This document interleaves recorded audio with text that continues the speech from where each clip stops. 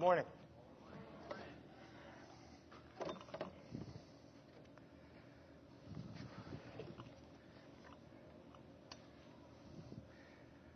We're in the process of following the cloud.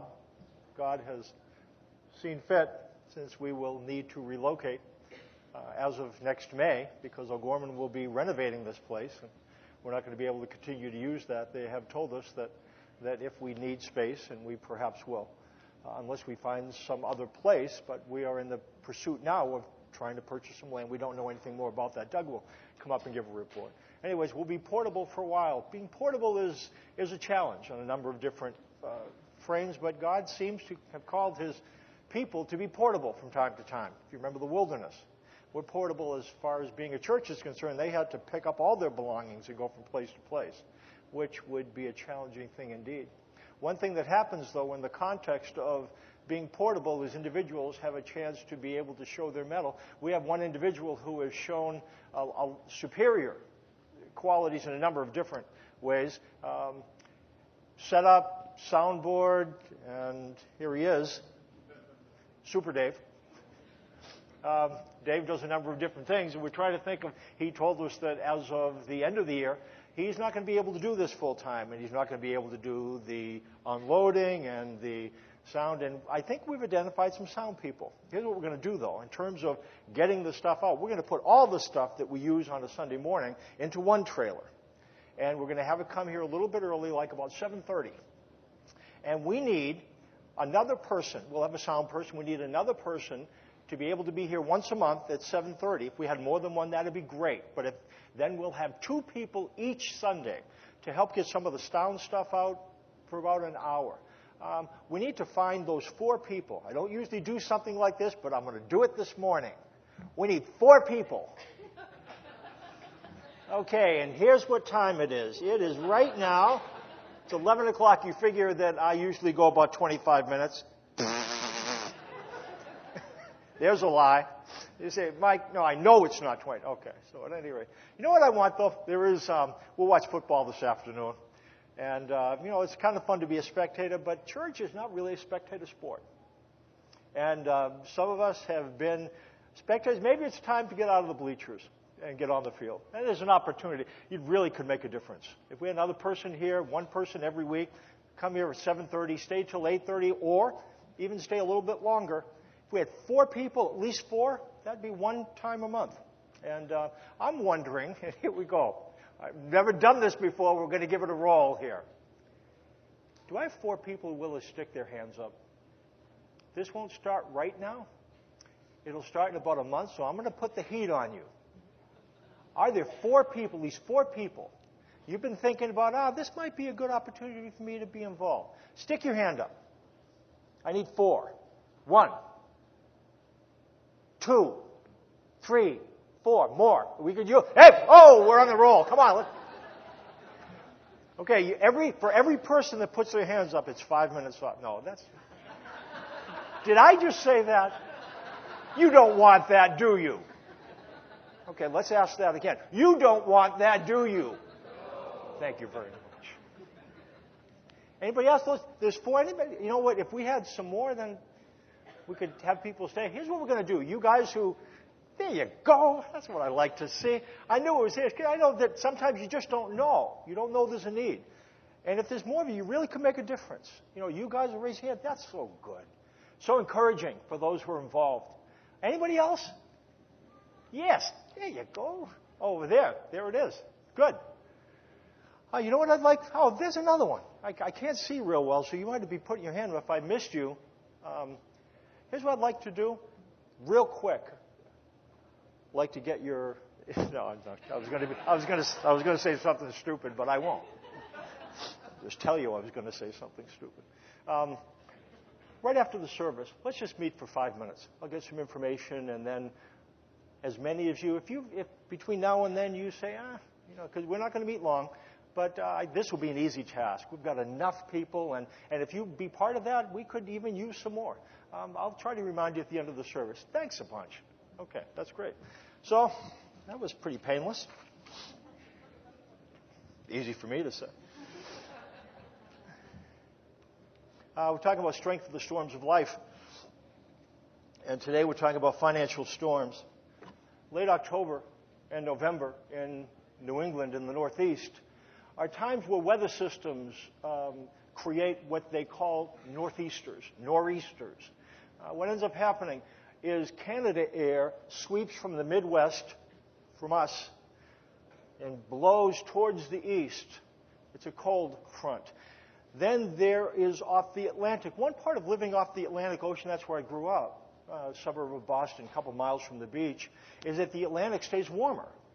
And the air does not cool as quickly. So when the outside air is late, but the warm water creates warm air masses, and those collide to create nor'easters. And that's why in October and November, particularly turbulent weather, we can get massive storms in the Northeast.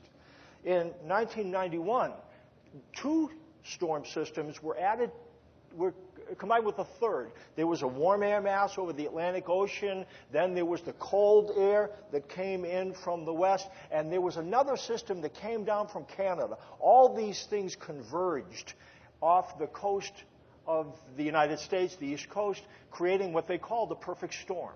Perfect storm. And Hurricane Grace was one of those systems, and on October 29th, these 3 systems collided and created a storm. The perfect storm, the Andrea Gale, was one of the ships that went down. The perfect storm now is actually an idiom for the combination of forces that create very difficult circumstances. If we were to try to trace the perfect storm of spiritually dangerous forces, what would they be? You know, when 3 spiritually dangerous forces collide, what do you imagine? Throw a couple out. In terms of when you think of biblically, what seemed to have caused trouble, power certainly is an issue. You know, you can think of people in the Bible who, when they rose to power, that power went to their head. You know, you've heard it, absolute power corrupts absolutely. Sex is an issue. If you look in the history of Israel, sexual immorality and infidelity created issues. Money is certainly an issue. I think these 3 converge, and they can create a perfect storm. Interestingly, of those 3, only one is identified by Jesus as being a rival God in a way. And here's what he says: you cannot serve both God and money. And it's almost as if money is a rival God. Jesus told a lot of stories, did a lot of teaching about the storms created by money. And we'll look at one of his teaching in which he talks about short-term investing and long-term investing. Let's look to see what he says. He talks about short-term investing. In your sheet, there's a passage of Scripture. Let's read. You can follow along with me. Someone in the crowd said to him, Jesus, "Teacher, tell my brother to divide the inheritance with me." Jesus replied, "Man, who appointed me a judge or an arbiter between you?" Then he said to them, "Watch out. Be on your guard against all kinds of greed. A man's life does not consist in the abundance of his possessions." A man asks an appropriate question. There's nothing wrong with the question. And the reason why I say that is this. Israel was not a democracy. It wasn't the rule of the people. It was a theocracy. Theos stands for God. So it was a government which was controlled, in a way, by God. And what that meant is that the spiritual leaders were also the political leaders. And the teachers, then, were the lawyers. So if you wanted somebody to tell you what you were going to do with this or that property, with this or that business transaction, the lawyers were the spiritual leaders, and so you asked a rabbi. And so when this individual asks Jesus as a rabbi, he's not out of line. That's what rabbis did. And Jesus, though, responds with a warning. His warning doesn't deal with getting money. He doesn't deal with dangers associated with the getting of money. His warning focuses on the dangers associated with having money. So the dangers associated with living on this side of having money. And he he gives a warning and follows that up with telling a story.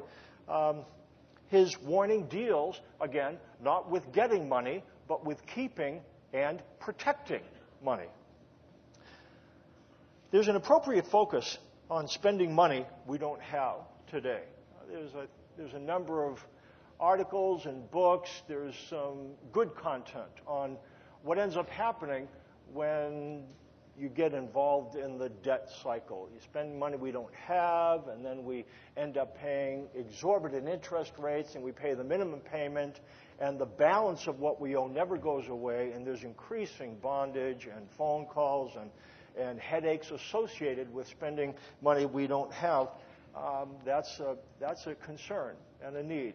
We offered in the spring Dave Ramsey's course on financial peace, which is about some principles about getting out of debt and not experiencing the bondage to debt. Interestingly, Jesus' story isn't focused on the bondage to debt. Now, that can be an issue, but that's not the issue Jesus targets here. It's not the bondage to debt, it's the bondage to surplus. So his teaching, not really directed at someone who has yet to apply the principles of financial peace, but those who already have, those who are moving to a place of surplus. And that's the kind of issue, that's the problem that Jesus targets. He addresses those with surplus.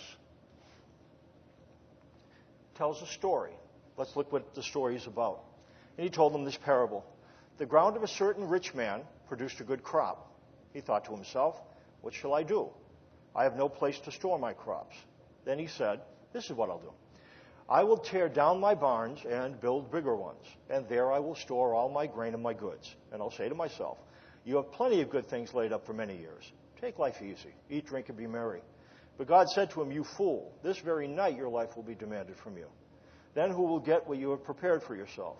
This is how it will be with anyone who stores up things for himself, but is not rich towards God. I think we can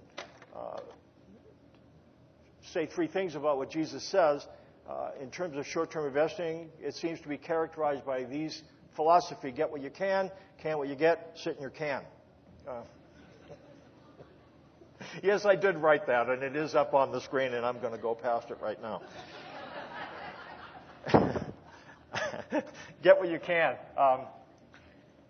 The individual in the story had material resources. In those days, you measured wealth not with currency, but with goods. Cloth, grain, I imagine with land as well. But there's nothing wrong about how this guy gets this money. Jesus hears the man's question about getting the money. Apparently, there is a piece of property that he and his brother were to inherit. Perhaps his brother, being the older brother, wants to keep the family farm together. The younger brother might want, no, liquidate it, I want my portion. We don't know exactly what's going, except that he has a valid claim. He's not asking for something that is illegal or immoral. It might be questionable, but Jesus doesn't audit this guy's motives in terms of getting the money. He doesn't say you have no right to that money. What he focuses on is where the man is focusing. See, he's not thinking really of getting the money. He's consumed with having it, what he's going to do. And that's where Jesus puts his focus on, where this guy has his focus, which is what I will do when I get the money. This is what Jesus scrutinizes. So, get what you can, but that's not really the problem. And again, the Bible does have things to say about getting things in an immoral, illegal way. It says clearly out of bounds. Stealing, ill-gotten gain is not wise. But again, that's not where Jesus points his finger here. That's not what he's targeting. He gets to can what you get, which is seemingly what this individual, he focuses on how to preserve his goods. Again, since wealth was measured in goods rather than currency, rust and moths presented a threat, and you had to protect your investment. That meant facilities to store grain. It meant warehouses to store cloth goods and ways to protect the grain and the cloth, not only from thieves, but again from rust and moths. This man is considering how to protect his investment. That's what he's doing. How can I protect my investment? Is he evil for doing so? Is he? What do you think? I don't think so. I don't think he's evil for wanting to protect his investment. He's just doing financial planning. See, the problem is with this story is that we want to be able to throw stones at this guy. We want to be able to throw stones at him, but if we throw stones at this guy, we'll break our windows. We live next to this guy. And the questions that he is asking are questions that we ask as well. Why is that? We inhabit the wealthiest civilization ever to walk the planet. That's us. Now you say, I'm not upper class, I'm middle class, but by and large, we as a nation are the wealthiest civilization that has ever walked the planet. So the questions that this guy is asking are questions that we ask. How can I protect my investment? How can I protect what I have? And again, this guy is thinking about what he will do when he has all he needs and he's looking towards retirement. He's longing for the time when the accumulation of resources will allow him to put enough away to live a comfortable life. The virtual equivalent of wanting a cabin by the lake or a winter home in Arizona. Again, we'd like to distance ourselves from this guy because Jesus is going to call him a fool. And he's going to say, your mindset is putting you in danger. You're in the middle of a storm. I don't think this guy knows he's in a storm. But there are forces colliding. And he is in some trouble. And we live next to him. We live next to him. Not you, not the people on the side of I-229. We live next to this guy. We would like it if he beat his slaves or squandered his possessions, but we don't know that he did either of those things. He could have gotten his money straightforwardly. Jesus doesn't tell us how. We would like it if he got his money illegally or unethically, then we could distance ourselves from him. We who have good work values, good work ethics, but that's not his issue either.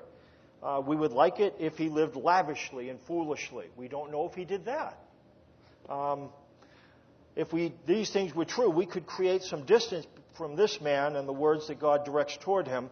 The fact is, the story does not allow us distance. Now, if we lived in sub-Saharan Africa, we would be distant. But we don't. We lived in Ghana, where we're sending money for a church to be able to construct a building that can stand up to rain. I'm so proud of us for doing that, by the way. Now, proud, is that the right word? Maybe not. You know what I'm saying? I feel good about that. I feel good about that. I feel good about what the youth group does. Being involved, reaching out to individuals that don't have it themselves, I think that's a Jesus thing. Anyways.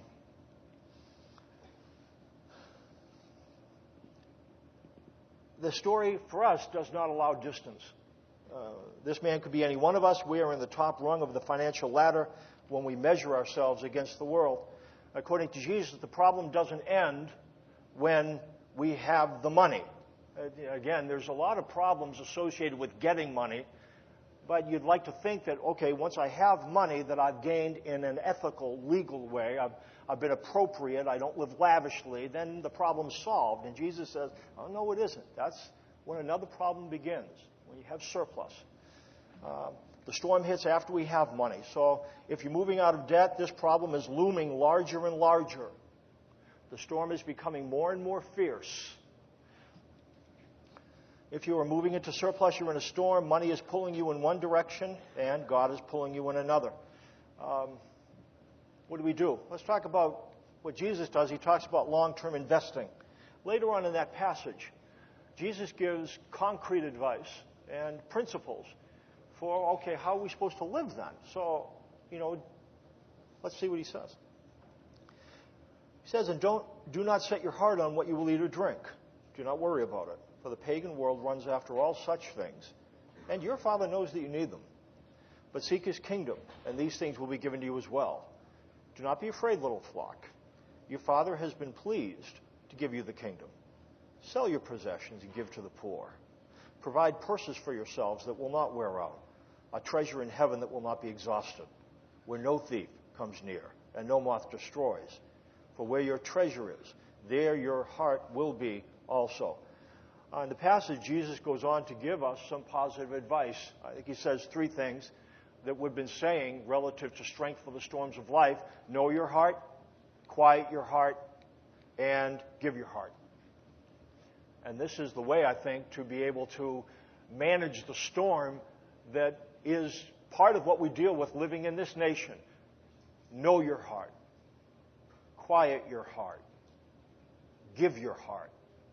That's the way to not be pulled into the philosophy of get all you can all you get, sit on your can. I like to say those things. That's why I just said it again. Sit on your can. He addresses Jesus the root issue with money. Money makes godlike claims. And that seems to be part of the issue.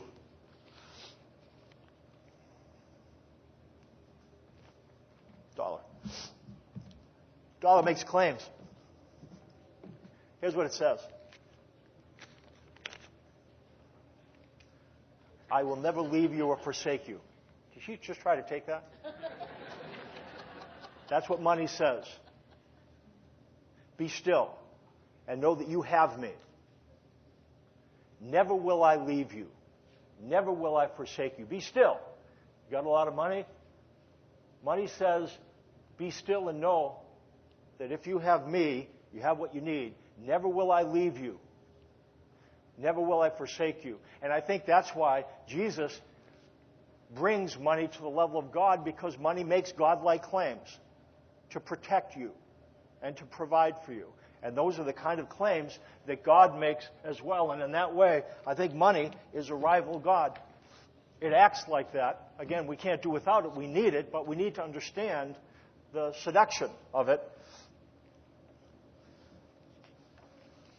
Solomon was one of the wealthier men that ever lived. The thing about Solomon, though, that differentiated him from some that have a lot of money is that he was very wise and he couldn't deceive himself. And this is what he ended up saying about wealth. He had some strong things to say. He said, whoever loves money never has enough. Whoever loves wealth is never satisfied with his income. Easy for someone with a lot of money to say, but the book of Ecclesiastes, from which this is taken, is his journal. And you find a lot of melancholy with someone who has found the good life relative to influence, money, building projects, government. He did everything. And he's jaded. It didn't satisfy the way he thought it would. He ends up saying, the sleep of a laborer is sweet, whether he eats little or much. But the abundance of a rich man permits him no sleep. And what Jesus will identify in this parable is that when you have money, the worrying doesn't stop with how to get money. Then the worrying turns into how to keep what you have. And that is a challenge. And what Solomon, he understands that. He says, a laborer makes an honest buck. And again, he's making extremes here. Settle down for a good night's sleep. But a rich person has to worry about protecting what he has. And Solomon understands that. He sees that. He says, wisdom is a shelter, as money is a shelter. Both of them afford or offer protection. But the advantage of knowledge is that wisdom preserves the life of its possessor. And money does not preserve the life of its possessor. Know your heart. And our hearts move towards worrying about things. Our hearts become loud. Pagans run after money in order to quiet their heart. Why do we have to quiet our heart? Because our heart gets loud. You know why my heart gets loud? When I feel afraid. You know why I feel afraid? When things predict a future that I feel like I'm not prepared for. Advertisements about retirement. Picturing a bleak future, that's when my heart gets loud. And I wonder if I have enough of these to protect me and to provide for me. And the commercials will indicate that if I don't have this much, I don't have enough. Now, again, we've got to deal with retirement. But the worrying that is created by marketing and advertising. Jesus directs us to consider God's care and faithfulness in order to quiet our heart. Look what he says again in the passage. Don't set your heart on what you will eat or drink. Do not worry about it. For the pagan world runs after all such things, and your Father knows that you need them, but seek His kingdom, and these things will be given to you as well. What he seems to be saying is this. You have to look at these things. You have to look at retirement. You have to look at providing. Look, but don't gaze. Don't gaze at it. Gaze at God and His promises. Glance at money. That's what God seems to be saying here. You can gaze at worry. Gaze at where will my life be. Gaze at what will I be doing 20 years from now. And we can gaze at that and fixate on it. And what Jesus is saying, what will happen, that there will be a natural pull that will pull your head down and you will gaze at things in the future that will be scary. Don't gaze there. Because God knows what you need. And if you gaze at that and glance at that, you've got to look around. You can't be so heavenly minded that you have no idea what's happening on earth. So look, but don't gaze. Gaze and glance. And that's what he seems to be saying. Don't gaze at the closet. Boy, I wonder if I'll have enough clothes. The refrigerator. I wonder if I'll have enough food. The house. I wonder if I'll have a house. You need to look at those things, but don't gaze at them. Where should we gaze? He knows what we need. He put our bodies together. He's the one that created us in a way that our skin, we have clothes. That's His invention. Food is His invention. Houses are His invention. I guess He could have made us like armadillos. He could have made us like animals, but He didn't. He made us so that we need protection from elements. He knows what you need.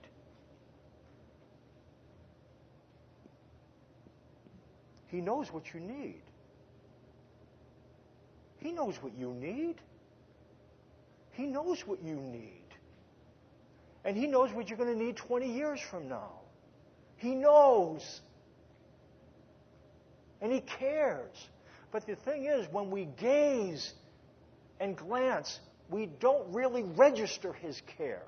Does that make sense? We gaze and we glance and gaze. And He's saying, don't gaze. And then you hear Him say, I will never leave you. I will never forsake you. Be still and know that I am God. This is not God. I am God. Never will I leave you. Never will I forsake you. So gaze and then glance. Make money. Put some away. But don't try to quiet your heart by that. You quiet your heart by gazing at Him. That's what Jesus ends up saying here. Commercials masterfully awaken money, awaken worry. Someone good at marketing professionally awakens worrying and coveting. Jay and I have had good discussions about that. It's just what the deal is. That's what it is. How can we counteract the influence of media and advertising? Turn off the TV, right? Turn off the TV. Don't read any print media. Don't look at advertisements. Take a tough, no-nonsense approach to spending. Create a reasonable budget and stick to it. That'll do it, right? Will that do it? These are considerations, but they're not sufficient to quiet our hearts. I don't think you can quiet your heart by gazing at food or drink or shelter, or the lack thereof. Our hearts were made to be quieted by looking at His promises. Gazing there, and again, we have to take care of business, but we don't gaze at business. We gaze at promises and glance at business, and that's how we quiet our heart. It's really what He tells you.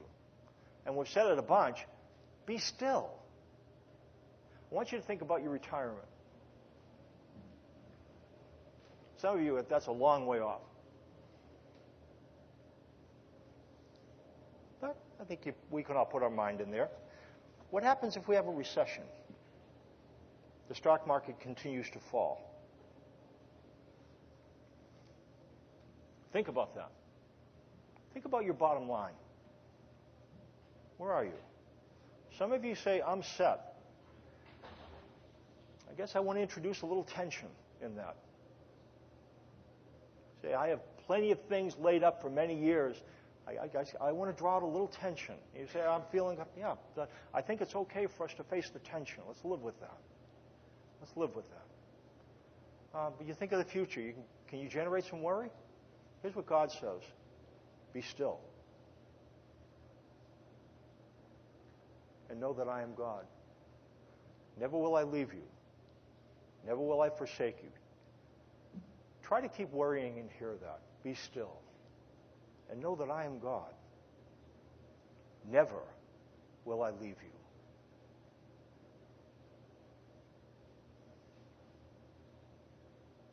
Never will I forsake you. Be still. And know I am God. Never will I leave you. Never will I forsake you. If something happens when you gaze at something like that, and it doesn't mean, okay, great, I'm going to sit back, but there is something inside. Our hearts begin to quiet. I think that's what Jesus is encouraging. Know your heart.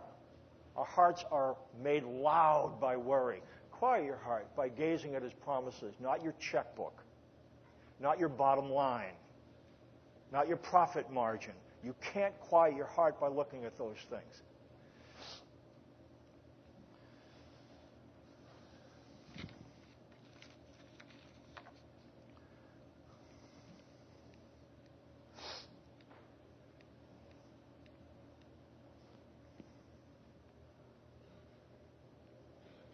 If you walk out with anything, that would be it.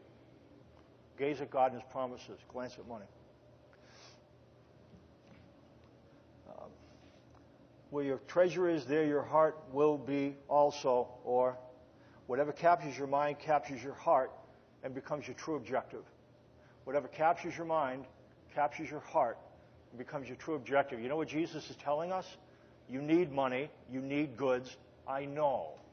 Don't gaze at those things. Because when you gaze at them, they capture your heart, and getting them becomes your objective. It becomes your consuming passion. Don't let it do that. It's a storm. Here's what you need to do to weather it. And He's just giving us stuff to protect our heart. He's saying, don't gaze at it. Look at it. Gaze at me. I know what you need. I know what you need. Factor that in when you're thinking about what life will be like by 20 years from now. That He knows what you need. Then, give your heart. Know your heart. Quiet your heart. And then give your heart. A couple things. Give generously. Give generously. I'm not going to get up and do a big thing. Oh, and now let's pass the offering bag again. It's not what this is about. This is not about something to set you up so that we can reach deep into your pockets. It's just not what we do here and not what we will do. Now, we're going to have to figure out how we're going to relocate. We're not going to do a big high-pressure fund drive. We just don't believe in it. And that might prevent us from getting a really big, ritzy, but we're not going to do it. We can't. I can't say some of the things that people who claim to speak for God say. Give $10 and God will give you $100. Wrong. Remember when I started to live for God, and I moved out of a fraternity house because I felt like God wanted me to. I was getting involved in things, and I just felt like I'd get to live in a Christian house. And then I moved out of my fraternity house, and I've been a Christian just for a little bit. And the guy who moved into my house in the fraternity, he left. And I didn't have any money as a college student, so I said, okay, God, this is interesting. I put you first, and now I have to pay another apartment payment. I thought you rewarded people who did what you wanted them to do. But I learned God does not always reward obedience financially. made a decision to go to China. We did some things to enable us to go there, knowing we weren't going to get a bunch of money, and the things fell through. We ended up financially we took a bath. But now that's at least I was mature enough to understand that when you follow God, He doesn't always put money in your pocket. Fine. He rewards obedience other ways. Give generously. But, okay, so I said that about we're not going to do this big thing. But I am going to tell you, move in the direction of generosity. Not just here, elsewhere, but move in that direction. That's what he says. Now then, you Pharisees clean the outside of the cup and dish, but inside you are full of greed and wickedness. So one of the things about the Pharisees, they really liked money. And this is what he told them. Give what is inside to the poor, and everything will be clean for you. And he just finished giving a parable on motives, about being one way on the outside and being another way on the inside. And what he could have said, clean up your motives, and then your actions will be clean. I mean, that would make sense, right? There's the outside of the cup, there's the inside of the cup. If the outside of the cup is clean but the inside is dirty, what do? Clean the inside. And then both the outside and the inside are clean. And so the application would be clean up your motives. But he doesn't say that. He doesn't say don't audit your motives, because we can look into our heart and think we see things that we don't see. He says don't do that. Here's what you do. Give what's inside the cup away. Give it to the poor. That's how you can be clean on the inside. Ooh.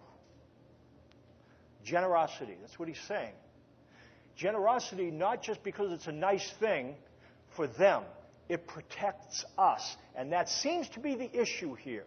We can guard our money or guard our heart, but we can't do both of them at the same time. We can guard our money or guard our heart.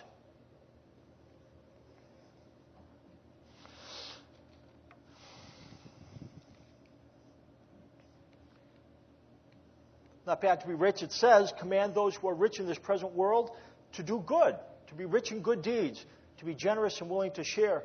Don't overreach. It takes time to grow a bigger heart. One of the first scandals in the early church was somebody who wanted to give over and above what their heart would allow them to give. Ananias and Sapphira. Barnabas gave his whole property, and they wanted to look like they could do that, but they couldn't. Their heart wasn't big enough. And that was fine. It's not that it's the thing they were trying to pretend they were someplace that they're not. Don't try to overreach. Start small, but start to move in the direction of generosity. Give generously.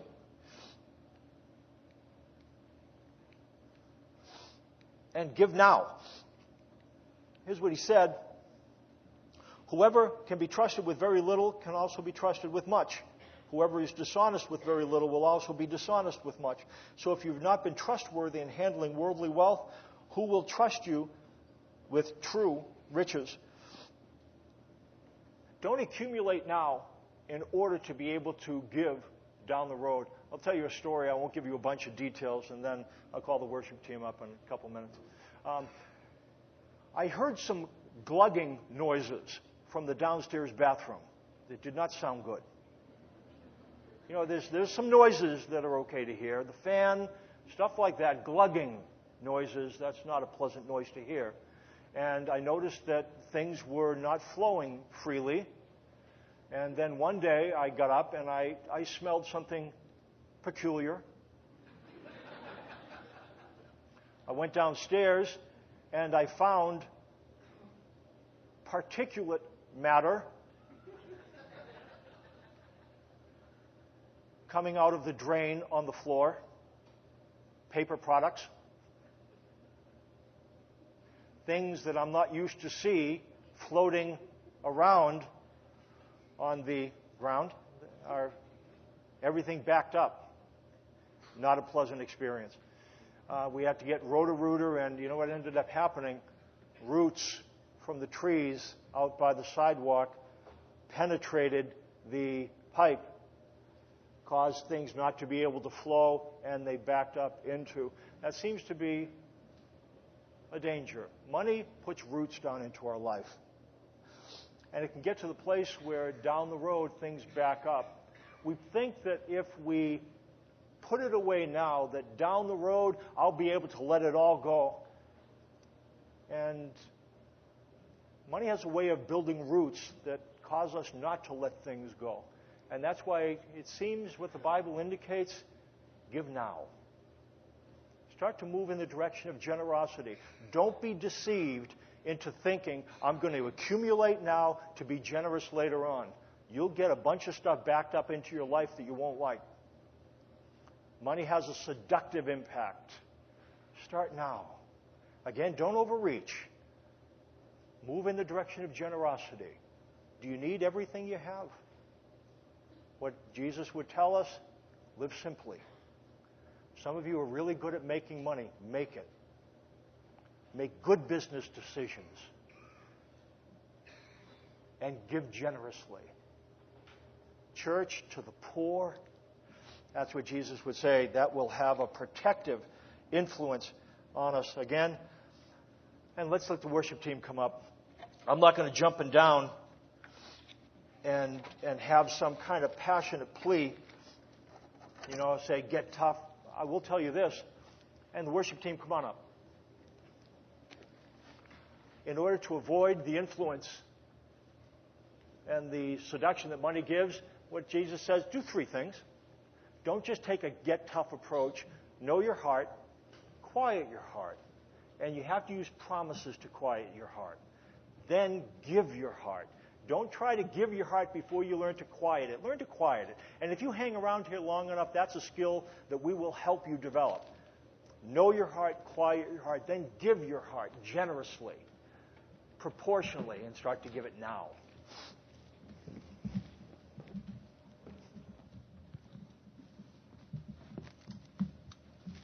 We'll have a word of prayer in just a moment. Just want to give you a real quick update of where things are with regards to land and property, all that we are pursuing that way. We have made an offer, and that offer is sitting with the developer at this point. Just before I left for China, in fact, it was unexpected. The realtor and the developer showed up at the airport and met with me as I was preparing to leave. I didn't realize they were going to do that. They did that. And we had a great meeting, and I got to meet the developer. We had a good conversation. Everything that we do about this process is going to be invested in the relational component of this process. I think if we have good relationships with the people we're working with, we have an opportunity to see accomplished what we want to see accomplished. The other thought that I have is that they have not yet made a counteroffer, but we talked some about those dynamics, those issues, and I expect a counteroffer will be coming very soon. And I anticipate it will be somewhere in the range of what we are looking for. I hope so. Mike made the comment about the perfect storm scenario. Certainly these kinds of experiences in a church have a way of generating sometimes perfect storms. And because of that, we need to, as also Mike noted this morning, we need to place our gaze appropriately so that as we go into this grand endeavor, that we very much are mindful of God being at work, and we want to seek His counsel, we want to seek His wisdom. And so let's remain standing. We'll close in prayer this morning. When Mike asked me if I would come up here this morning and lead us in this prayer, I really wanted to say no. And yet I know that being obedient is so important. And that's really what I want to pray for us this morning, that as one body, and joined together in like heart and mind, that we will just be obedient to His leading and follow Him where He takes us. In Romans 12:5, He says, "You who are many form one body, and each member belonging to all the others." And that's where we are. We are mutually interdependent on each other, with Christ as our head, to follow where He leads us. And everywhere in the Scriptures, when the people of God went before Him with their request, God responded. So that's what we're going to do this morning. I just like to lead you in that prayer. Precious Father, we just come before you humbly asking for you to lead us and guide us, work in us and through us. And Father, unite us in heart and mind prepare our hearts to be faithful and to be obedient. And Father, we just thank you for what you have done, what you're doing, and what you're about to do. And Father, we just ask that you would keep us humble and faithful, and that we would give you the glory. This we ask in the name of Jesus. Amen.